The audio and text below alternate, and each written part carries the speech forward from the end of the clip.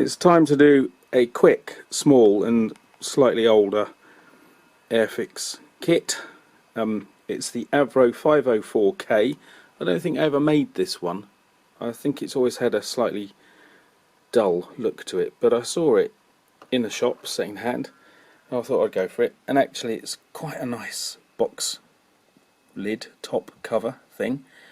I thought it was silver, but when you turn it over and you check the colours, this version, number 4 training school in Egypt in the 1920s, it's actually Air Force grey or aircraft grey, whatever that is.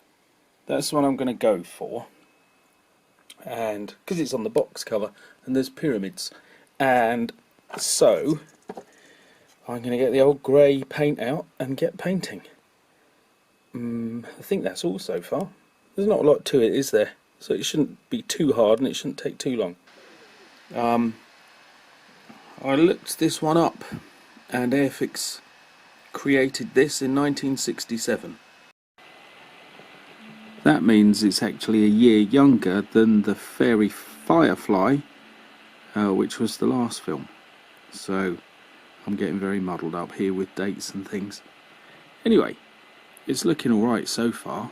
It's coming together, aren't any serious problems, and there's quite a lot done very quickly. So, you know, this is quite good. Just by the way, because I struggle so much with these biplanes, don't you just think this is a marvellous idea to have the struts sort of braced together and then fitting into slots in the wings, because that saves me all the hassle of having to get all, I don't know how many 2, 4, 6, all 8 struts at the same angle. So it's sort of done for you. I shouldn't have needed to count how many struts really, that was fairly obvious, wasn't it? Anyway, they've gone on, they're sturdy, and this meets with my approval. There we are, the wings are on.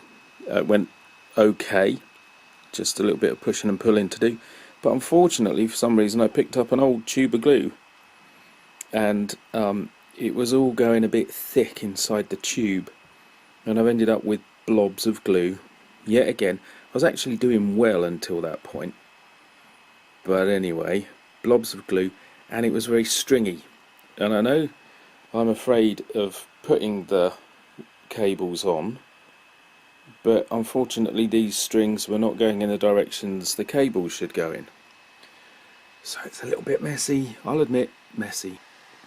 Undercarriage, skid, top wing, it's all the parts are on now. So just wait for everything to dry and then get the transfers on, and then smarten up the paintwork. It's a nice little aeroplane. And that's despite thinking initially that it might be a bit of an underwhelming aircraft, and so an underwhelming model, but that's not the case. It's a very smooth and uncomplex design of aircraft, and that's quite a step forward. Some of the early ones and some of the interwar ones were really over the top in their design, and as if nobody had ever heard of aerodynamics. So really this one's quite an important step. It's smooth, it's sleek, it's uncomplicated, and it's quite aesthetically pleasing as a model. So there it is, looking rather stylish. Once again, I'm quite pleased with this, you know, the model. It's got nothing to do with me, it's all to do with the great designers and the great choice of aircraft. So there is our rather nice, simple little biplane, kind of leading the way in many respects. So yeah, I approve of this one.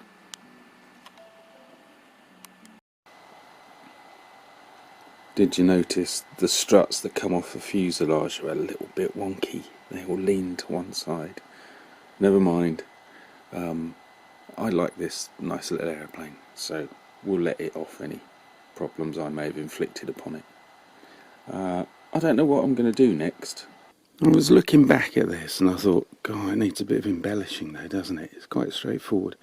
And then I realised I originally started all this to just do the models as they come, not to do any embellishing. I'll tell you what, I've forgotten about that on some of them.